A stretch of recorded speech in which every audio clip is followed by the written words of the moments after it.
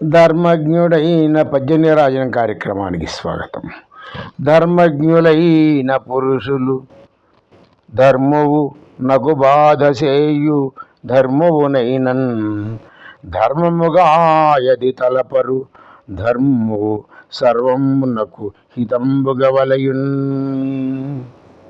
ధర్మస్వరూపాన్ని ఎరిగినటువంటి జ్ఞానులు ధర్మానికి ఏమాత్రం కూడా కీడు కలిగించరు. కలిగించేటువంటి ధర్మాన్నైనా ధర్మంగా మనసులో భావించరు. అచ్చమైన ధర్మము జగత్తుకు అంతటికీ కూడా మేలు చేస్తూ ఉంటుంది అని ధర్మము యొక్క ప్రాశస్త్యాన్ని తెలియజేశారు. ధారణ ధర్మమిచ్చాహు.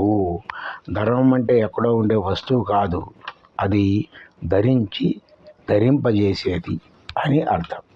ఈ విధంగా తెలుగు కవులు ధర్మం యొక్క ప్రాముఖ్యతను ప్రాశస్త్యాన్ని తెలియజేశారు.